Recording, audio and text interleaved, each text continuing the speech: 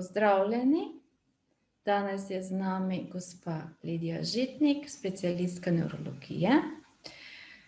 Pa bi me zanimalo, če bi nam lahko razložili kaj o teh prehrambenih dopolnilih, katerih se bolniki z multiplo sklerozo kar radi poslužujemo, pa bi nam lahko mogoče tudi malo bolj na splošno povedali, kako ta prehrambena dopolnila vplivajo na jemanje zdravil, če kombiniramo, ali pa tudi nasploh za našo bolezen, katero imamo, če se mogoče kaj se bijejo z našim potekom bolezni, ali je to priporočljivo jemanje.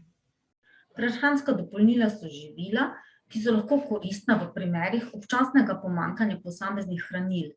Ne morejo pa nadomestiti uživanje uravnotežene prehrane z zadosti sadja in zelenjave. Prehranska dopolnila ne zdravijo, tega se moramo zavedati. Če se odločimo za uživanje dopolnil, ne bo to krajši čas. V zadnjem času opažamo velik porast prehranskih dopolnil na trgu.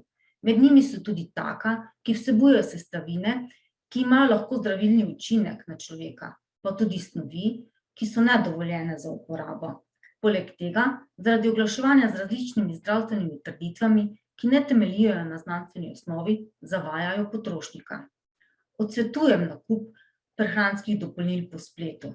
Prebrati je potrebno deklaracijo s sestavinami.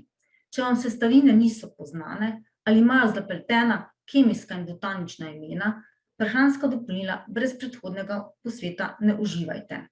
Kot primer bi navedla ajurvedske pripravke, ki so pogosto vsebovali težke kovine v višjih koncentracijah, kot je dovoljeno po naših evropskih merilih.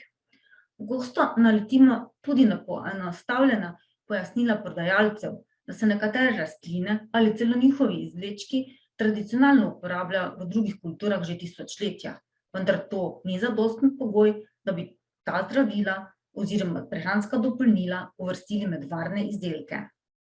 Za multiplo sklerozo ni nobenega posebnega prehrambenega priporočila, zato se je dobro izogibati posebnim načinom prehrane, ki niso bili medicinsko dokazani. Najbolje je, če se držite uravnoteženega načina prehranjevanja, ki vam seveda ustreza. Če izhajamo iz dejstva, da je multipla skleroza kronična, vnetna in avtoimuna bolezen, ki napade centralni živčni sistem, lahko sklepamo, da prehrana s protivnetnim učinkom utegne koristiti vsaj na nek način. To govorimo o zelenjavi, sadju, oreščkih, stročnicah in drugih virih naravnih vlaknin. Poleg tega se obeta koristi maščobnih kislin omega-3, ki so na voljo v plavi ribi, kot so skuša, sardine, divjem lososu in mesu pašnih živali.